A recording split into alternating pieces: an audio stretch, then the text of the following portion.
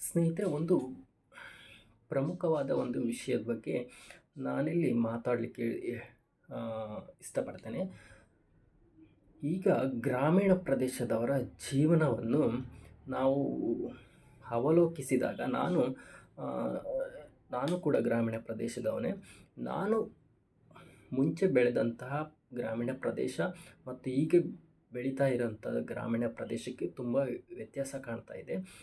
ಮುಂಚೆ ಪ್ರತಿಯೊಂದು ಮನೆಯಲ್ಲೂ ಅಂದರೆ ವ್ಯವಸಾಯವನ್ನು ಆಧಾರವಾಗಿಟ್ಕೊಂಡು ಬೆಳೆಯುವಂಥ ಅಂದರೆ ಮುಂದುವರಿಯುವಂಥ ಒಂದು ಮನೆತನಗಳಿದ್ವು.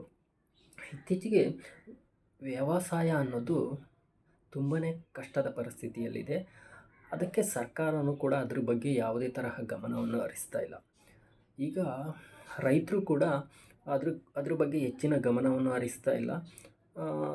ಯಾವುದೋ ಕಮರ್ಷಿಯಲ್ ಬೆಳೆಗಳನ್ನು, ವಾಣಿಜ್ಯ ಬೆಳೆಗಳನ್ನು ಹಣಕ್ಕೋಸ್ಕರ ಯಾರೋ ಮಾಡ್ತಾ ಇದ್ದಾರೆ ಅಂತೇಳಿಬಿಟ್ಟು ಇವರು ಕೂಡ ಅಂತಹ ಪ್ರಯತ್ನವನ್ನು ಮಾಡ್ತಾ ಇದ್ದಾರೆ. ಈಗಿನ ಪರಿಸ್ಥಿತಿಯಲ್ಲಿ ರೈತರಿಗೇನು ತೊಂದರೆ ಇಲ್ಲ, ಬಟ್ ಇನ್ನು 10-15 ವರ್ಷಗಳ ನಂತರ ಆಹಾರ ಪರಿಸ್ಥಿತಿ ಖಂಡಿತ, ಆಹಾರದ ಕೊರತೆ ಮತ್ತು ಗ್ರಾಮೀಣ ಪ್ರದೇಶದಲ್ಲಿ ತುಂಬಾ ಒಂದು ಕೌಟುಂಬಿಕ ದಿನನಿತ್ಯದ ಖರ್ಚು ಏನಿದೆ, ನಿರ್ವಹಣಾ ವೆಚ್ಚ ಏನಿದೆ, ಅದು ತುಂಬಾ ಕಷ್ಟಕರ ಪರಿಸ್ಥಿತಿಯಲ್ಲಿ ಬರೋದರಲ್ಲಿ ಯಾವುದೇ ಸಂಶಯ ಇಲ್ಲ. ಯಾಕೆಂದರೆ ನೋಡಿ, ಪ್ರತಿಯೊಬ್ಬರು ಕೂಡ ಒಂದೇ ಬೆಳೆಯನ್ನು ಬೆಳೀತಾರೆ.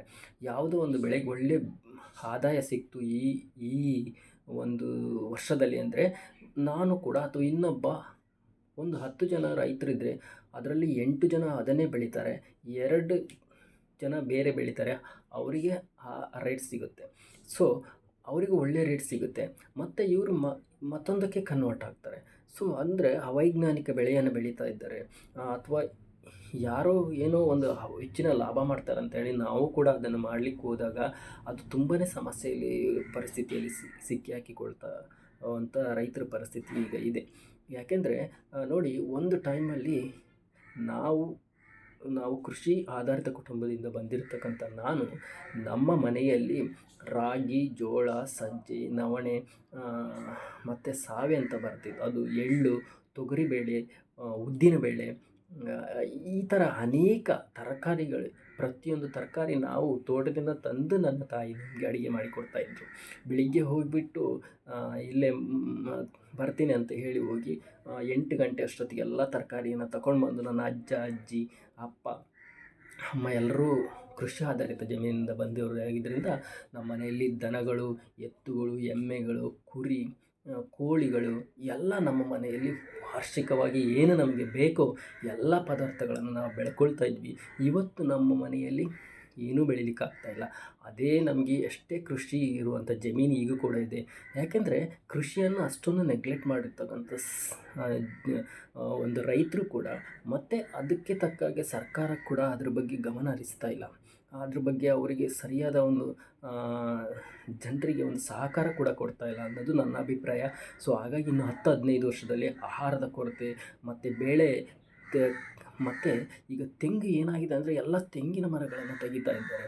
ವಾಣಿಜ್ಯ ಬೆಳೆಗಳಿಗೋಸ್ಕರ ತೆಂಗಿನ ಮರಗಳನ್ನು ಕಡಿದು ಆ ದುಡ್ಡಿಗೋಸ್ಕರ ಬರುವಂಥ, ನೀವು ದುಡ್ಡನ್ನೇ ತಗೊಂಡು ಏನು ಮಾಡ್ತೀರಾ? ಊಟಕ್ಕೆ ಏನು ಮಾಡ್ತೀರಾ? ಬರೀ ದುಡ್ಡು ಇದ್ದರೆ ಏನೂ ಮಾಡೋಕ್ಕಾಗೋದಿಲ್ಲ.